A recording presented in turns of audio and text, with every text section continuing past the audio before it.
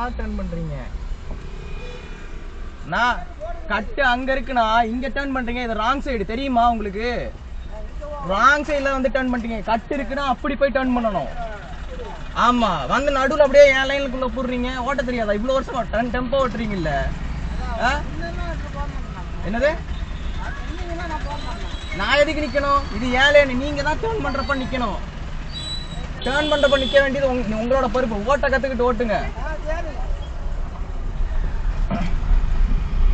Right டர்னை எப்படி தப்பா பண்ணலாம் அப்படிங்கிறதுக்கு இவர் தான் கரெக்டான எக்ஸாம்பிள். டிராஃபிக் ரூல் படி ரைட் டர்ன் பண்றவங்க டர்ன் பண்ற ஜங்ஷன்ல நின்று நேரா போறவங்களுக்கு வழி விட்டுட்டு எப்போ சேஃப் கேப் கிடைக்குதோ அப்பதான் ரைட் டர்னை பண்ணணும். ரைட் டர்ன் பண்றதுக்கு நிக்க சோம்பேறி பட்டுக்கிட்டு இந்த மாதிரி ராங் சைட்ல வந்து டர்ன் பண்ணக்கூடாது. உலகமே முன்னாடி போயிட்டு இருக்கிறப்போ நம்ம மட்டும்தான் ரோட் சிஸ்டம்ல 100 வருஷம் பின்னாடி போயிட்டு இருக்கோம். அடுத்த வருஷம் 101 ஆகும். அதுக்கு காரணம் யாரு நிக்கணும், யாரு போகணும், எங்க நிக்கணும் அப்படிங்கிறது எதுவுமே நமக்கு தெரியறது இல்ல. சொல்லி கொடுத்தாலும் புரியுற அளவுக்கு மைண்ட் செட் இல்ல. டெம்போ டிரைவர் கடைசியில சரிங்க அப்படின்னு சொன்னதுலயே புரிஞ்சுது, நீ எவ்வளவு சொன்னாலும் எனக்கு புரிய போறதில்ல, இதுக்கப்புறம் நான் இப்படிதான் ஓட்ட போறேன், என்னை யாரும் கேட்கவும் போறதில்ல அப்படிங்கிறது. நீங்க டிராஃபிக் ரூலுக்கு அகெயின்ஸ்டா நிக்க வேண்டிய இடத்துல போறீங்க, போக வேண்டிய இடத்துல நிக்கிறீங்க, தப்பான பொசிஷன்ல நின்று ரைட் டர்னோ லெஃப்ட் டர்னோ பண்ணிட்டு இருக்கீங்க. இப்படியே ஓட்டிக்கிட்டு இருந்தா அடுத்த வருஷம் 101 102ன்னு மாறிக்கிட்டே போகும்.